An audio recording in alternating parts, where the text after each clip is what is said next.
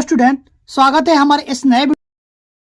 तो स्टूडेंट, जिन जिन बच्चों को 1 मार्च को गणित का पेपर है ना, तो उनके लिए ये वीडियो काफी महत्वपूर्ण होने वाला है, क्योंकि मैं आप लोगों को इस वीडियो में बताने वाला हूँ 1 मार्च को आने वाला गणित का वायरल पेपर। अगर आप लोग इस पेपर को देख लेते हो तो आप लोग को गणित में 70 नंबर लाने से कोई नहीं रोक सकता है। और ये कोड आप लोग को याद करके जाना है, 928DH। अगर आप लोग इस कोड को तैयार करके जाते हो तो बोर्ड एग्जाम में आप लोगों को मैथ में 70 नंबर लाने से कोई नहीं रोक सकता है। तो वीडियो में बने रहिए और वीडियो को अंत तक देखते जाइए। तो चलिए गाइस, बिना कोई देर के हम लोग वीडियो को स्टार्ट करते हैं। तो सबसे पहले मैं आप लोग बता दूं, सारे प्रश्न को मैं यहाँ पर लिख लिया हूं, यहाँ पर देख सकते हैं। और गाइस, ये जो सारे प्रश्न मैं कॉपी पर लिखा हूं ना, वो यहाँ पर देख लीजिए। ये क्लास 10 मैथ बोर्ड एग्जाम 2025 के लिए है और महत्वपूर्ण प्रश्न है। और कितने नंबर वाले हैं? ये सारे प्रश्न 4 नंबर वाले हैं।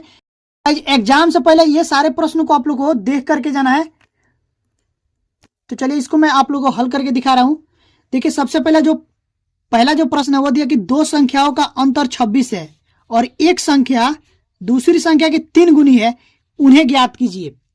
प्रश्न में देखिए, पहले प्रश्न को अच्छे से पढ़ेंगे और समझेंगे प्रश्न में क्या बोला है।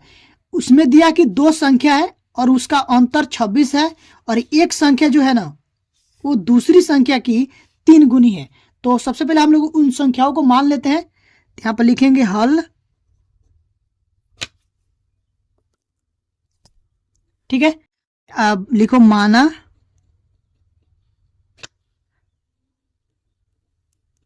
माना पहला संख्या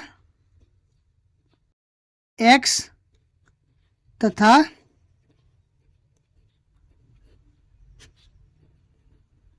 दूसरी संख्या y है।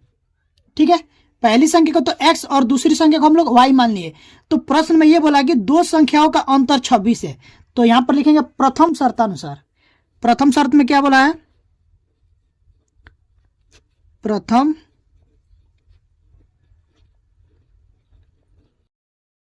शर्तानुसार, यानी कि प्रथम शर्त में यह बोला है कि जो पहली संख्या है, दो संख्याओं का अंतर बोला है।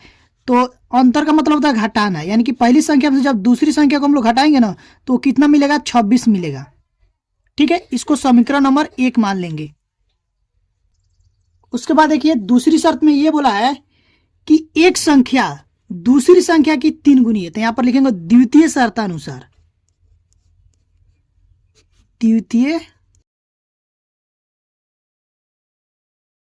शर्तानुसार। तो दूसरी शर्त में यह बोला है कि पहली जो संख्या है x, वो क्या है?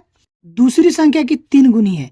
ये जो y है आप लोग को दूसरी संख्या है, तो ये जो दूसरी संख्या ना, इसकी 3 गुनी है। तो 3 गुनी है तो इसमें 3 से गुणा करना पड़ेगा, तभी तो ये जाके बराबर होंगे। तो ये हो जाएगा x बराबर 3y।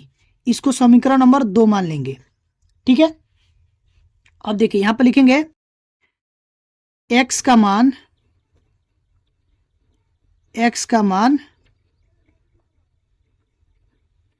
समीकरण 1 में रखने पर,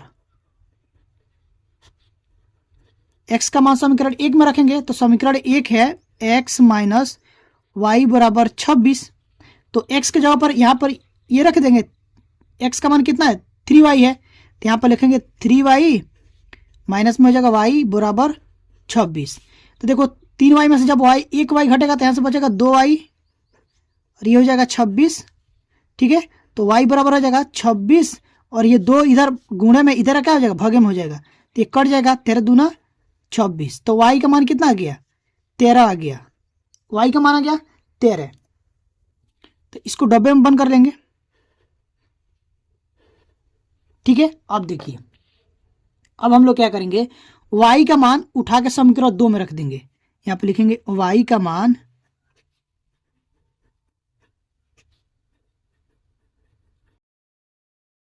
समीकरण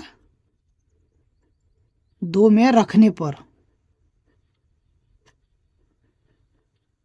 ठीक है, तो अब देखिए समीकरण 2 है आप लोग को x बराबर 3y। तो यहां से 3 और y का मान कितना आया था? 13। तो 13 तक कितना हो जाएगा? 39। तो x का जो मान आ गया वो आ गया 39। इसको भी डब्बे में बंद कर लेंगे। अब देखिए y का मान आ गया 13 और x का मान कितना गया 39। तो यहाँ पर हम लोग जो माने थे, पूछा कि उन्हें संख्या पूछा, संख्या ज्ञात करने के लिए। तो पहला संख्या जो हो जाएगा, पहला संख्या हो जाएगा आप लोग का 39 और जो दूसरी संख्या होगा वो हो जाएगा 13 और यहाँ पर आंसर लिख देंगे।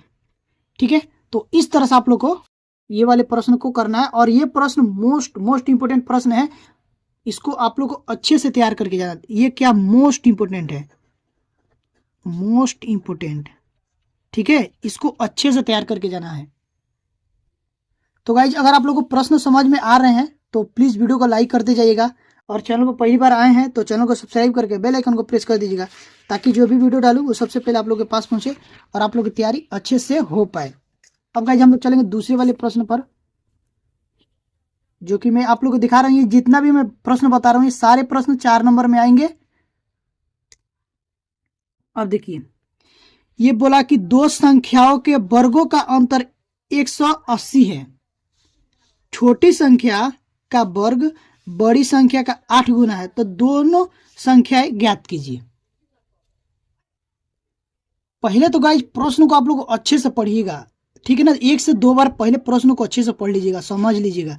देखो दिया कि दो संख्याओं के वर्गों का अंतर 180, यानी कि दो संख्या है और दोनों संख्याओं को जब वर्ग करके घटाया जाता है तो 180 मिलता है। उसके बाद बोला कि छोटी संख्या का वर्ग बड़ी संख्या का 8 गुना है। दो संख्या, एक छोटी संख्या है एक बड़ी संख्या है, तो बोला छोटी संख्या का वर्ग बड़ी संख्या का 8 गुना है, तो दोनों संख्याएं ज्ञात कीजिए। तो सबसे पहले हम लोग छोटी संख्या और बड़ी संख्या को मान लेते हैं। तो सबसे पहले लिखेंगे यहां पर हल, ठीक है, और उसके बाद मानेंगे, लिखेंगे माना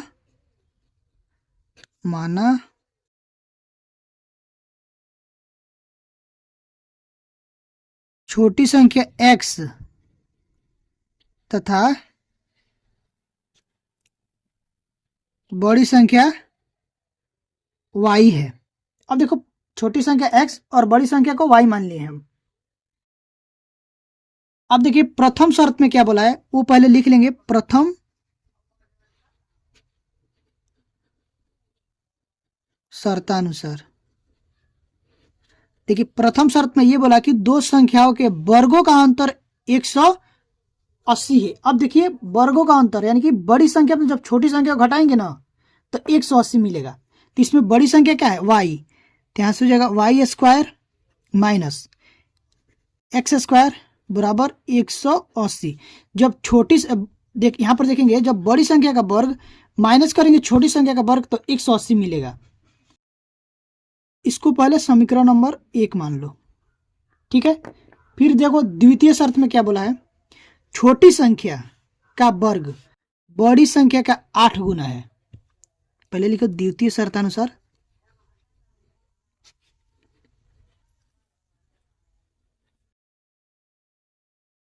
देखिए दूसरी शर्त में ये बोला कि छोटी संख्या का वर्ग, छोटी संख्या क्या है एक्स स्क्वायर, ठीक है, छोटी संख्या का वर्ग और क्या दिया है बड़ी संख्या का 8 गुना है। छोटी संख्या का वर्ग बड़ी संख्या क्या है y, इसका कितना है 8 गुना है, ठीक है। तो ये हो जाएगा एक्स स्क्वायर बराबर 8y, ठीक है। इसको समीकरण नंबर 2 मान लेंगे। अब देखिए हम क्या करेंगे, यहां से एक्स स्क्वायर का मान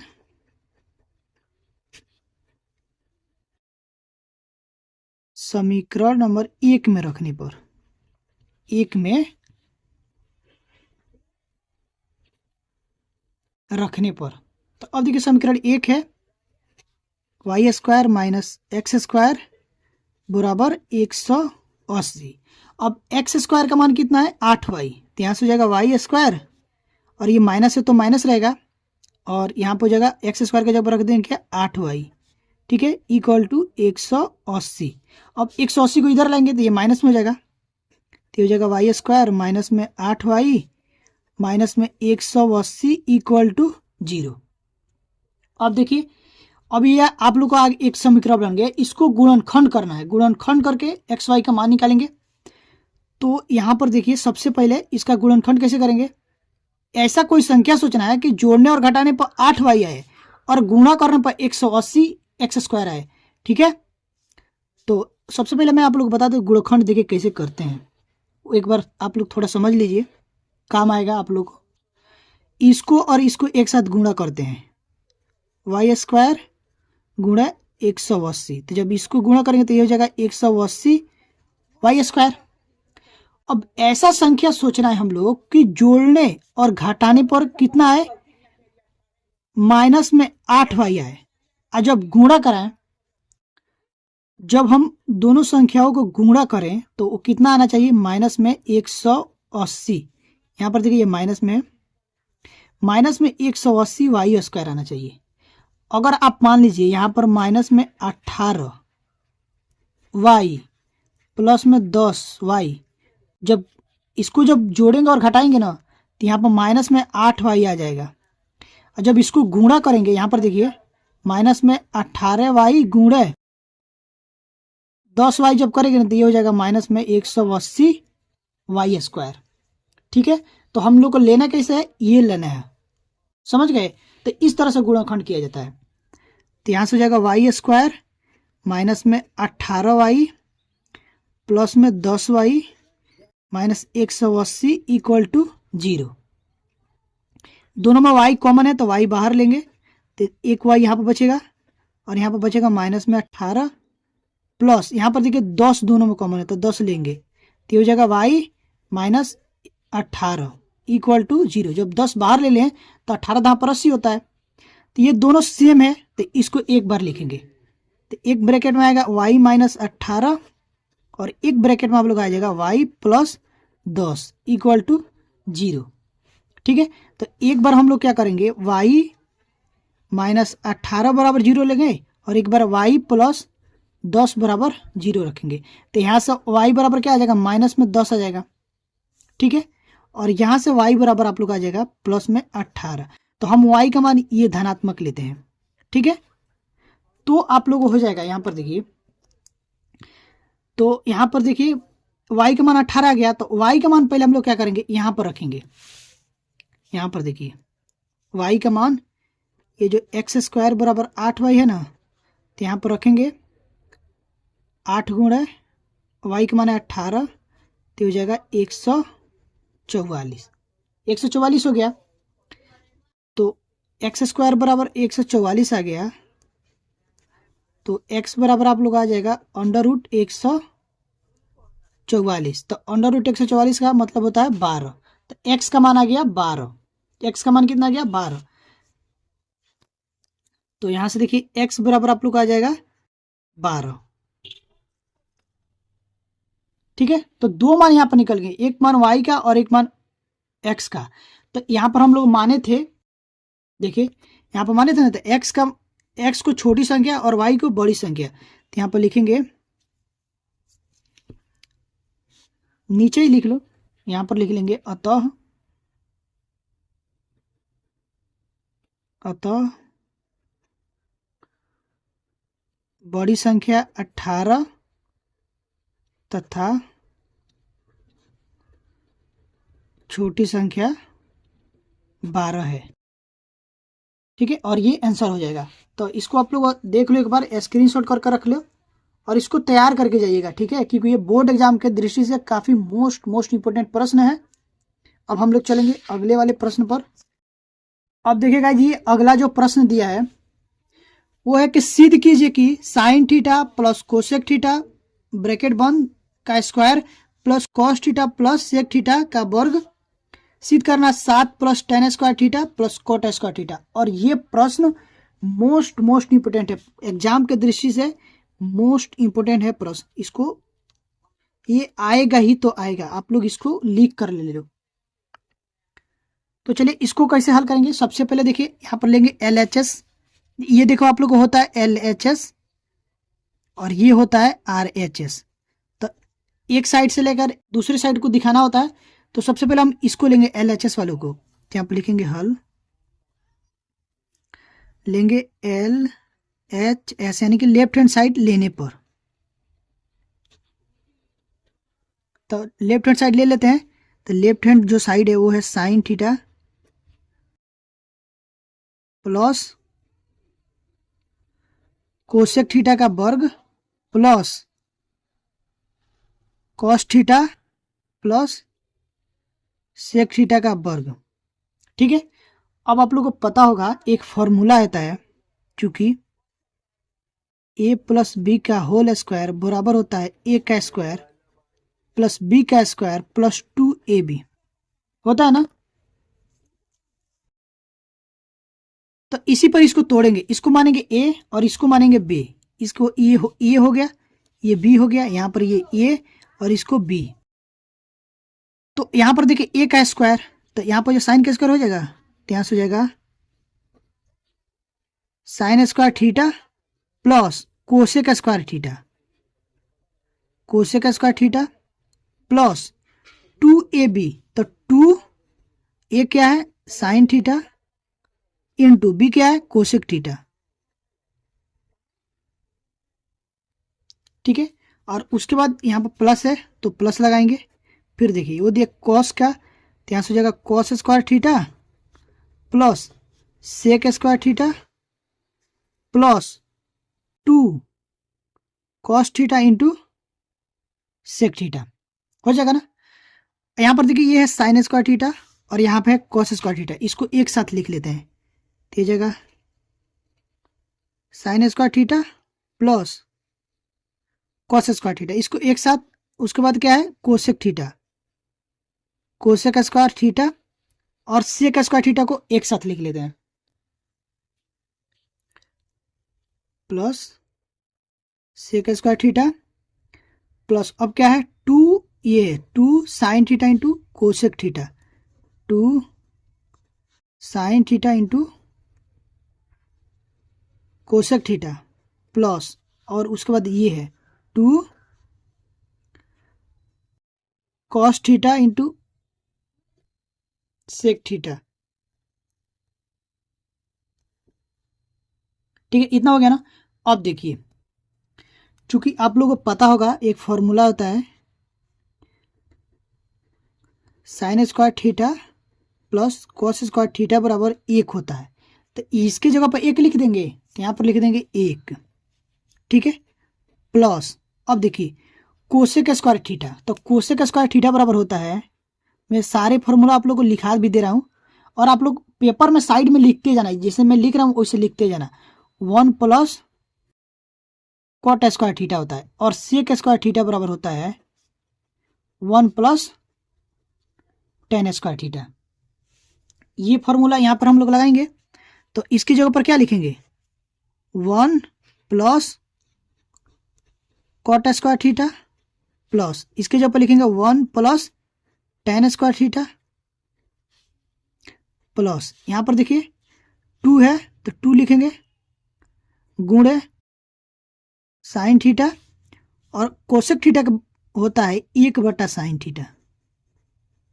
ठीक है, ये प्लस है तो प्लस लिखेंगे 2 कॉस थीटा और यहाँ पर सेक थीटा का होता है 1/कॉस थीटा।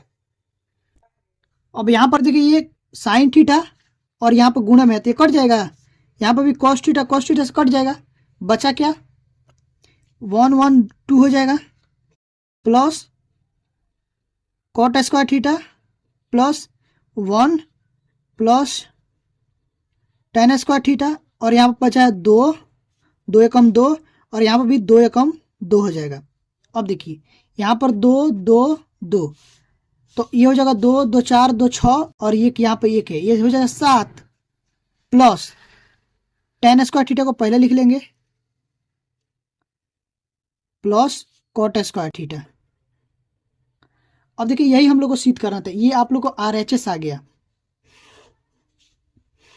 यहाँ पर देखिए दिया ना 7 plus tan square theta plus cot square theta, ये सिद्ध करना था, तो यहाँ पर लिख देंगे हेंस प्रूफ।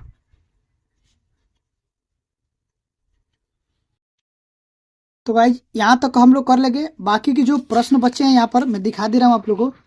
यहाँ पर देख लीजिए ये वाले प्रश्न, ठीक है, और ये वाले प्रश्न माध्यिका वाला प्रश्न है, और ये भी आप लोग को माध्यिका वाला प्रश्न है, ठीक है ना। बाकी मैं आप लोग को अगली वीडियो में बताऊंगा पार्ट 2 में, क्योंकि वीडियो ये ज़्यादा लंबा हो गया है इसलिए।